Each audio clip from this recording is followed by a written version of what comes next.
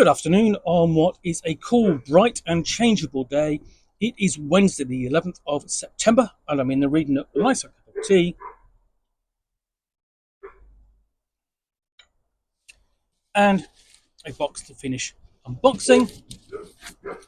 What I've got in here is actually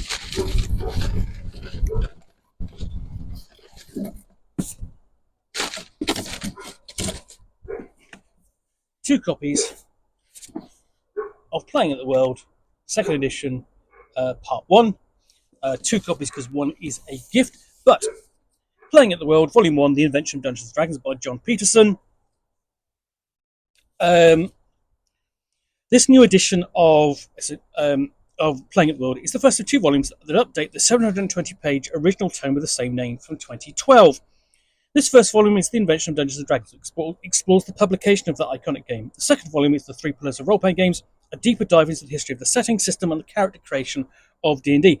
In this first volume, John Peterson distills the story of how the wargaming clubs and fanzines circulated around the upper Midwest in the 1970s, culminated in Gary Gygax and Dave Arneson's seminal role-playing game, D&D. It augments the research of the original edition with new insights into the crucial period in 1972 and 1973 when D&D began to take shape.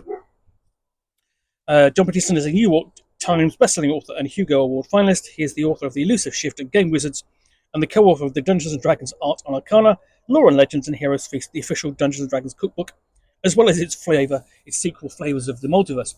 So I've actually read some of those books, notably The Elusive Shift and Game Wizards, and can recommend them as thoroughly good books to read about the history of role-playing and about the history of TSR. And consequently, I have been looking forward to reading this. I do have a copy of the original, 720 pages. Hopefully this will be a much more digestible edition, and it of course has been annotated and updated to take account of more research. So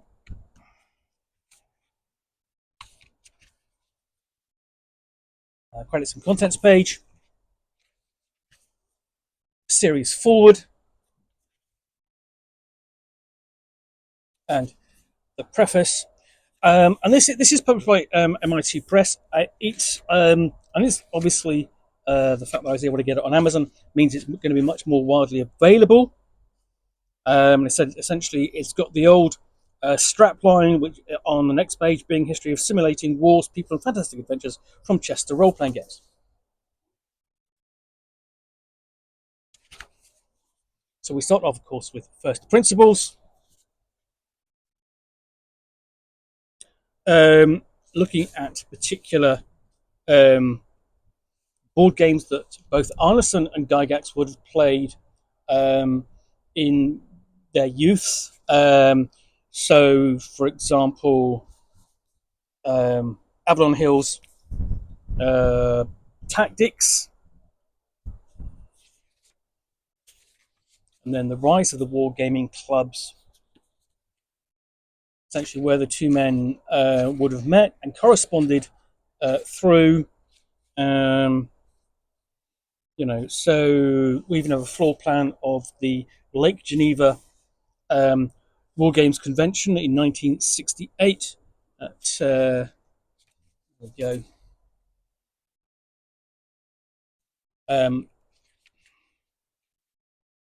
Section on miniature wargaming. Now, I mean, obviously, I have never had the chance to visit the exterior of basically the Horticultural Club because obviously I've never been to Lake Geneva.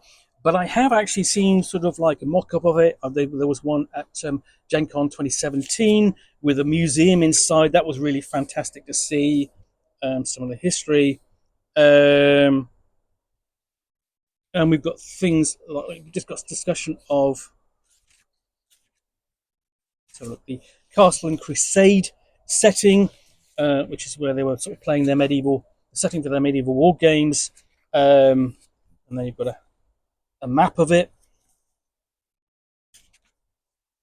And then from amateur attempts to guiding games, this is essentially the first steps of Gygax into self-publishing and here the development of chainmail and fantasy wargaming, essentially taking on the um, uh, fantastic elements, obviously primarily from Tolkien, but other sources as well. Um, and you've got some rules here from. So this is Leonard Pratt's rules for Middle Earth.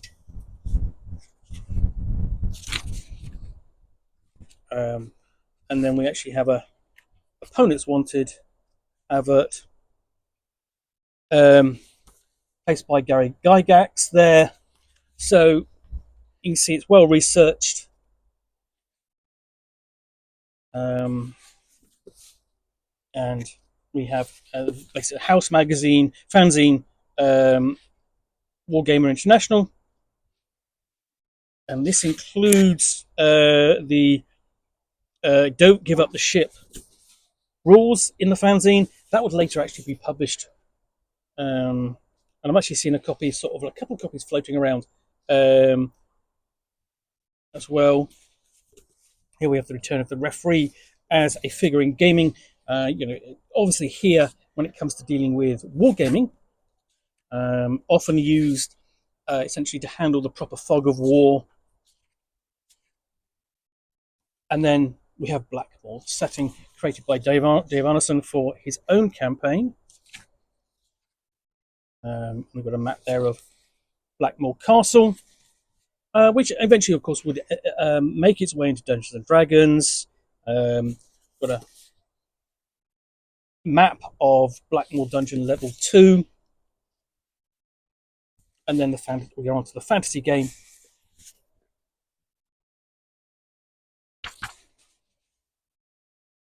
And the title page of Dungeons and Dragons. Bit of history there. That's from 1973. And you think that these men were sitting down, typing this up, going, "Yeah, looks like a decent game. Could be, a little bit successful." No idea how successful it's going to be, and how much influence it was going to have on society. Because let's not forget just how influential Dungeons and Dragons has been over the years, and certainly is now. Its language, its architecture influence so many computer games, so many other games.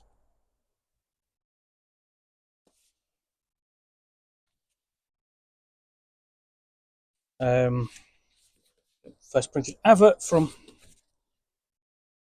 Dungeons and Dragons, and then Gen Con, essentially at that point still a wargaming convention, and it would be for many years afterwards. But this is the event where they would have Dungeons and Dragons on sale to the public for the first time. And we've got the next game that TSR would do, which would be the Dungeon board game. And then we have Dungeons and Dragons in Los Angeles fandom, and this really is where, without the direction of, say, Gygax directly being there, or having a platform via Dragon Magazine, or laying down the rules as in Advanced Dungeons and Dragons, the game begins to diverge already. And this is really only 1974, 75, with the fandom, creating its own content with alarms and excursions, Amateur Press Association, where the game was finding its footing with science fiction gamers and science fiction fans. Now we have a discussion there of alarming excursions. There we go. Cover of alarms and excursions. And in the progress again, we have the summer conventions of 1975. And the voice coming out of Lake Geneva, the bully pulpit, of the proclamations, essentially the commentary of Gygax upon the hobby and how it's changing already and growing and appearing, with Gygax et al. Following up with supplements. And you have the first new role-playing games following in its wake, Tunnels and Trolls, and what to do about the burgeoning market, cooperate or compete,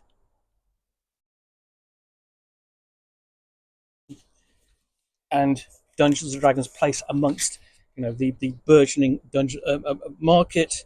You know, bringing out new games such as what was then called Starship, but will become Metamorphosis Alpha, the first sort of kind of post-apocalyptic setting because it's a disaster that happens aboard a spaceship. And then we have the notes for the preceding sections. These actually are quite expansive. There's actually a lot there to read in addition to what's in the main text. In fact, it's just so there you've got the start of the notes.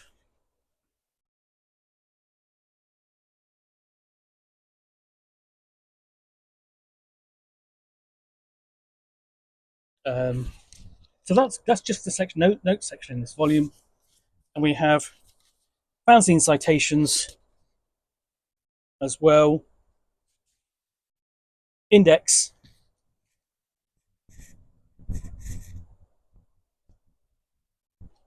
and that brings the book to a close. So that's the new edition of Playing at the World, Volume 1, The Invention of Dungeons and Dragons. This is probably the most detailed book devoted to the development of Dungeons and Dragons. Certainly the most detailed history to date. The fact that it's still a standard sort of 12 years on and only has just received an update now is obviously a sign of actually sort of like how it's become kind of like a standard text upon the subject. In the meantime, I look forward to giving this a read and a review.